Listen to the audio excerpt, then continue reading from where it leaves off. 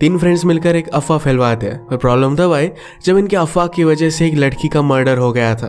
अब क्या सच था क्या झूठ था, ये हम आज की हमारी मूवी गॉसिप ये 2000 की एक मिस्ट्री हॉलीवुड मूवी में देखेंगे। अगर आपको ये वीडियो अच्छा लगता है तो प्लीज इसे लाइक और कमेंट जरूर कर दीजिएगा। बिना किसी देरी के एक्सप्लेनेशन स्टार्ट करते हैं। मूवी स्टार्ट होती है और हम हमारी मेन कैरेक्टर कैथी को लाइब्रेरी में देख सकते हैं। बुक में उसके फ्रेंड जिसका नाम था डेरेक उसके लिए कुछ नोट्स रखे थे। इस नोट्स में लिखा था कि आज पार्टी है, तुम्हें आना चाहिए, तुम ऑलरेडी लेट हो चुके हो। कैथी ने उसकी बात मान ली और वो पार्टी में आ गई। हम देख सकते हैं कि कैथी, डेरेक और ट्रेविस ये तीनों बेस्ट फ्रेंड थे। ट्रेविस को एक लड़की पसंद आई पर उसमें उतना ज़्यादा कॉन्फिडेंस नहीं था। कैथी ने कहा कि तुम एक आर्टिस्ट हो, लोगों से बहुत ही अच्छे से बात करते हो, अच्छे से उन्हें ट्रीट करते हो, जाकर उस लड़की के साथ तुम्हें बात करनी चाहिए। ट्रेविस उसकी बात मानकर उसे अप्रोच करता है। बारटेंडर ने कहा कि तुम्हारा फ्रेंड बहुत ही अजीब है। डायरेक्ट कोई बात अच्छी नहीं लगती, पर बारटेंडर का मजा लेने का वो डिसाइड करता है। उसने कहा कि ट्रेविस एक्चुअल में एक पॉप स्टार का बेटा है, वो बहुत ही ज़्यादा अमीर है। हमेशा उसके फादर इधर उधर रहा करते थे तो उसका पूरा बचपन होटल में गया, शायद इसी वजह से वो ज़रा वियर्ड लगता है। इस बारटेंडर ने गेस किया कि ट्रेविस किसका बेटा हो सकता है। जब ट्रेविस वापस आया तो उन्हें वो फ्री ड्रिंक्स देता है। कैथी और डेरेक इस बात का बहुत मजा ले रहे थे। बाद में बार वालों को पता चल जाता है कि एक झूठ था और सबको बाहर निकाल दिया। ये तीनों फ्रेंड्स डायरेक्ट के हाउस में एक साथ ही रहते हैं। ट्रेविस को बुरा लगता है क्योंकि इस मंथ का रेंट वो दे नहीं पाया। डायरेक्ट उसे वैसे भी रेंट मांग नहीं रहा था। वो कहता है मेरे पास बहुत सारे पैसे हैं, मुझे ज़रूरत नहीं, इस वजह से तुम पे मत करना। ये तीनों कॉलेज में जर्नलिज्म पढ़ रहे थे। उनके प्रोफेसर लेक्चर में कह रहे थे कि रूमर क्या है और एक न्यूज़ क्या है, इसके बारे में डिफरेंस क्या होता है। अलग अलग लोगों ने ओपिनियन दिए पर डायरेक्ट कहता है कि ये सारी एक सेम ही चीज़ है। बोलने बोलने से बात फैलती है और उसी की बाद में न्यूज़ बन जाती है। एट द एंड ये चीज़ें कुछ भी ज़्यादा मैटर नहीं करती। प्रोफेसर को ये बात उतनी ज़्यादा अच्छी नहीं लगी थी। ये डिस्कस कर रहे थे कि अपने सेमेस्टर के प्रोजेक्ट में वो क्या करेंगे। कैथी को एक आइडिया आया कि हमें एक रूमर स्टार्ट करना चाहिए, देखते हैं कि कितनी दूर तक फैलता है। आज रात भी तीनों मिलकर पार्टी में जाते हैं। डायरेक्ट कैथी के साथ फ्लर्ट करना चाहता है पर कैथी उसे थोड़ा सा भी भाव नहीं देती। डेरेक की जिस भी लड़की के साथ रिलेशनशिप हुए उसके बाद उसने उसे छोड़ दिया था। कैथी उनमें से एक नहीं बनना चाहती थी। पार्टी में डेरेक को एक लड़की ने अप्रोच किया। उसने अपने क्लास में जो आंसर दिया था वो उसे बहुत ही अच्छा लगा था। कैथी बाहर फोटोज ले रही थी तो वहाँ पर एक बहुत ही अमीर लड़की अपने बॉयफ्रेंड के साथ आती है।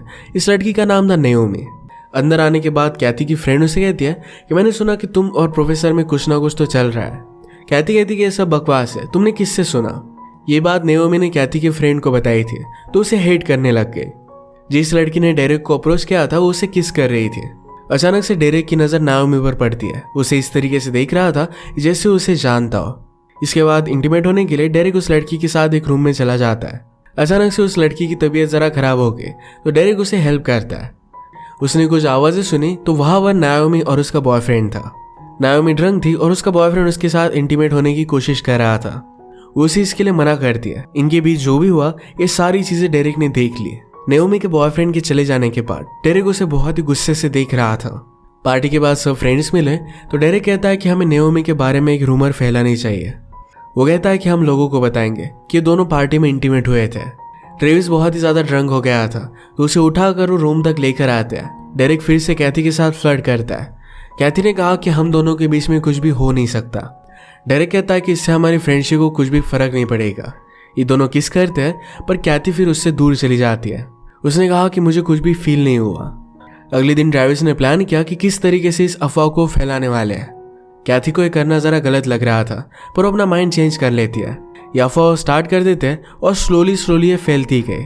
फाइनली लोग ये भी कहने लग गए थे कि नाओमी 2-3 लोगों के साथ उस रूम में थी। इस तरीके से रूमर बनी। इस बात को लेकर ये सब बहुत हंसते हैं। ट्रेविस ने नाओमी के बहुत सारी फोटोज निकाली और एक वॉल पर उससे वो आर्ट बनाने लग जाता है। डेरेक ये देखकर कहता है कि ये बहुत ही अमेजिंग है। ट्रेविस खुद का कॉन्फिडेंस लो कर कहता है मैं इतना अमेजिंग हूँ पर फिर भी मैं अपना रेंट पे नहीं कर पाता। डेरेक कहता है कि जो भी बहुत ही इंटेलिजेंट आर्टिस्ट थे उन सबको लगता था कि उनका आर्ट उतना अच्छा नहीं है, यही तो हमें यूनिक बनाता है। जब नाओमी की फ्रेंड्स उसके बारे में बात कर रही थी तो सुन लेती है। इस बात से वो बहुत ही अपसेट हो गई। अगले दिन वो अपने बॉयफ्रेंड को कैफे में लेकर आई। उससे पूछती है कि उस रात एक्चुअल में हुआ क्या था। बॉयफ्रेंड का नाम था बाओ और बाओ कहता है कि उस रात कुछ भी हुआ नहीं, तुम ड्रंक थी, सो गई और मैं वहां से चला गया, यही ट्रूथ है। नाओमी इस बात को नहीं मानती तो बाओ गुस्सा होकर वहां से चला जाता है। ये सारी चीजें कैथी देख रही थी। ये रूमर और भी फैल चुकी थी। ये जाकर सारे स्टूडेंट की इंटरव्यू लेते हैं।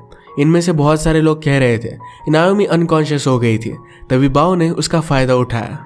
कैथी जरा सस्पिशियस हो गई। अगर ये सच है तो इसके बहुत ही बड़े कंसिक्वेंसेस हो सकते हैं। नाओमी और उसके फ्रेंड मिलकर डिस्कस कर रहे थे कि क्या ये सच हो सकता है। नाओमी को इसके बारे में कुछ भी आइडिया नहीं था, वो सोई हुई थी। अगर ऐसा कुछ हुआ होता तो शायद उसे पता चल जाता, पर फिर भी वो श्योर नहीं है।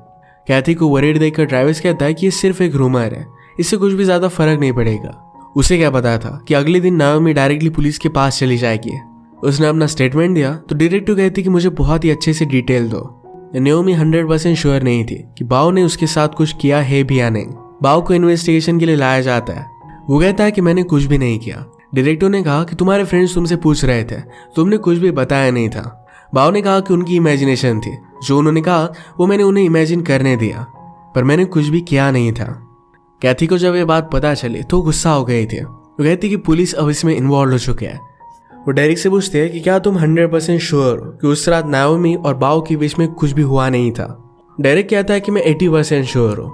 कैथी समझ गई कि डेरिक ने उनसे झूठ कहा है। डेरिक कहता है कि जो भी हुआ इसमें हम इन्वॉल्व नहीं है, पुलिस जो करना होगा वो कर लेंगे। अगले दिन बाओ नाओमी को सॉरी कहने के लिए आया। नाओमी की फ्रेंड उसे मिलने देने के लिए रोक रही थी तो बाओ और उस फ्रेंड में ही झगड़ा हो जाता है।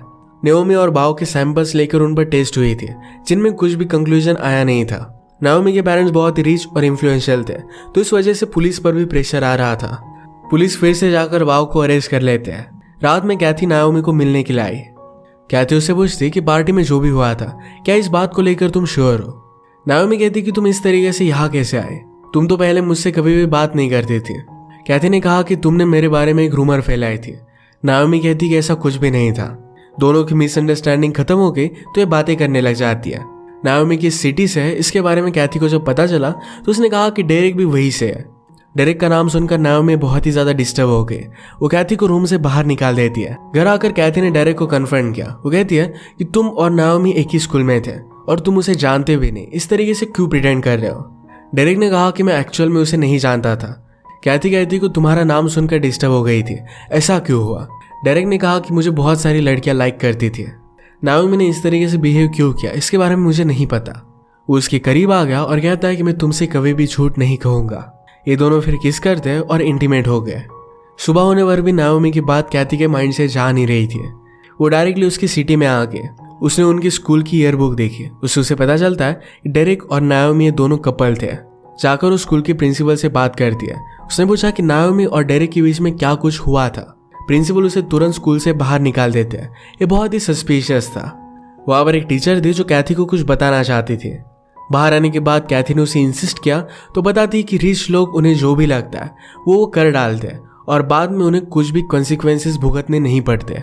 टीचर ने उसे बता दिया कि डेरिक ने नाओमी को जबरदस्ती की थी। डेरिक ने कैथी को झूठ बोला। इस बात से वो बहुत ही गुस्सा हो गए और उसे कन्फ्रंट कर दिया। डेरिक कहता है कि मैं और नाओमी एक दूसरे से बहुत प्यार करते थे। एक रात हम करीब आ गए और इंटीमेट हो गए। उसके बाद सुबह नाओमी ने सबसे कहा कि मैंने उसे जबरदस्ती की थी। वो एक छोटी बच्ची की तरह बिहेव कर रही थी। डेरिक कहता है कि नाओमी ने मेरी पूरी रेपुटेशन खराब कर दी। मेरे पेरेंट्स भी मुझसे बात नहीं करते। डेरिक ने नाओमी के खिलाफ जो रूमर फैलाए ये सिर्फ उसे एक बदला लेने का एक वे था। अगले दिन कैथी ने जाकर डिटेक्टिव से बात की। उसे सब कुछ सच सच बता दिया, पर डिटेक्टिव उसकी बात नहीं मानती।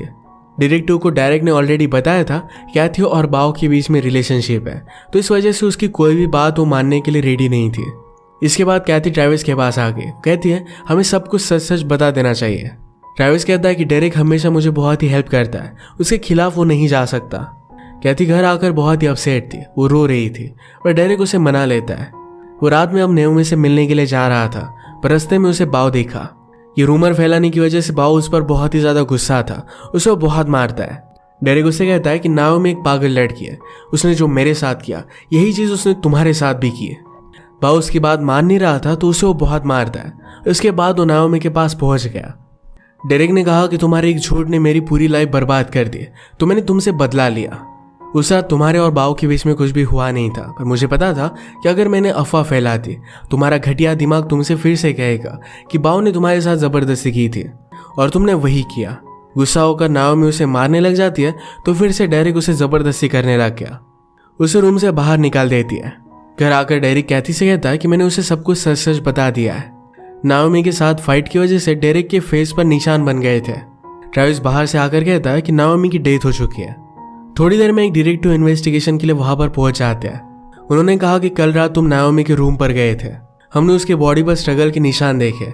ये कोई सुसाइड नहीं थी तो उसका किसी ने मर्डर किया है। डेरेक के फेस के निशान के बारे में डिटेक्टिव ने उससे पूछा।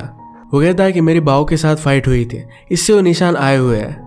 डिटेक्टिव इसके बाद चले जाते हैं और डेरेक डिस्टर्ब होकर नाओमी के घर पर चला गया। वहां पर बहुत सारे पुलिस इन्वेस्टिगेशन कर रहे थे। वो घर पर आया तो कहती कि हमें सच सच बताओ कि उस रात हुआ क्या। डेरेक कहता है कि मैंने उसका मर्डर नहीं किया, हमारे बीच में कुछ स्ट्रगल हुआ था, तो शायद इस वजह से पुलिस को लग सकता है कि मैंने उसका मर्डर किया, पर ऐसा कुछ भी नहीं हुआ। वो ट्रेविस से कहता है कि तुम पुलिस को बता देना कि उस रात में तुम्हारे साथ ही था। उसने कहती कि फोटो उसे दे दी और कहता है कि तुम्हारे रूम में जाकर रख आओ। अगले दिन डेरेक जब क्लास से वापस आता है तो उसके घर में पुलिस थे। वो कहते हैं कि तुम्हारे खिलाफ हमारे पास बहुत सारे सबूत है। जो फोटो डेरेक ने ट्रेविस को दी थी, ये फोटो ट्रेविस ने फिर से डेरेक के रूम में रख दी थी क्योंकि इसमें वो शामिल नहीं हो सकता। डेरेक पुलिस को ट्रेविस का प्रोजेक्ट दिखाता है, कहता है यहाँ पर सारी जगह नाओमी की फोटो लगी हुई है, उससे ऑब्सेस्ड है और सब कुछ उसने ही किया है। पुलिस ने कहा कि मैं तुम्हारे हेयर्स लेकर जा रहा हूँ, मुझे पता है कि तुमने ही मर्डर किया है, ये डीएनए मैच कर जाएगा और उसके बाद मैं तुम्हें अरेस्ट कर लूंगा। इस सब से डेरेक डर गया, रात में वहां से भागने लग गया। ट्रेविस को पता चल गया था कि डेरेक ने उसे फ्रेम करने की कोशिश की। वो गन बाय कर लेता है और डेरेक पर लगाता है। उसने कहा कि तुम इस तरीके से भाग नहीं सकते, तुमने जो भी किया इसकी सजा तुम्हें होनी ही चाहिए। कैथी यहाँ पर पहुंची और उन्हें समझाने की कोशिश कर दिया, पर डेरेक और ट्रेविस में फाइट हो गई। एक्सीडेंटली गोली चल गई और ये कैथी को लग जाती है। ट्रेविस पुलिस को कॉल करता है। डेरेक ने उसे समझाने की कोशिश की कि हमें पुलिस को क्या बताना है, ये हमारी स्टोरी हमें स्ट्रेट करनी चाहिए, हम इन सब से बच सकते हैं। ट्रेविस इस बात को मान नहीं रहा था। डेरेक डिस्टर्ब हो गया। वो कहता है कि मैं मर्डरर नहीं हूँ, मैंने नाओमी के साथ जबरदस्ती की थी, पर मैं मर्डरर हूँ नहीं। नाओमी ये सब डिजर्व करती है। उसने जब ये सब बात बोली तो सारे पुलिस वहां पर पहुंच गए। ऊपर से नाओमी नीचे आती है, वो अब भी जिंदा थी। डेरेक से सच बुलवाने के लिए ये सब लोगों ने मिलकर प्लान किया था। सचमुच में डेरेक ने नाओमी के साथ जबरदस्ती की थी और ये बात अब सबको पता चल गई। उनके पास प्रूफ भी था। अब इसके बाद डेरेक को जेल हो जाएगी। डेरेक खुद को बचाने के लिए किसी को भी फ्रेम करने के लिए रेडी था, पर इसकी सजा उसे भुगतनी पड़ी। अगर आपको एक्सप्लेनेशन अच्छा लगता है तो प्लीज़ इसे लाइक और कमेंट जरूर कर दीजिएगा। बहुत सारी मूवीज लेकर आते रहता हूँ, तो प्लीज़ चैनल को सब्सक्राइब कर दीजिए और बेल नोटिफिकेशन आइकॉन दबाना मत भूलिएगा। हम फिर से मिलेंगे और एक नई मूवी के साथ। तब तक के लिए थैंक यू और आप अपने आप का ख्याल रखिए।